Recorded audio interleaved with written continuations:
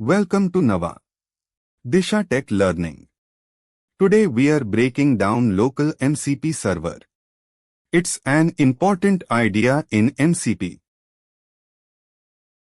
So, what is Local MCP Server?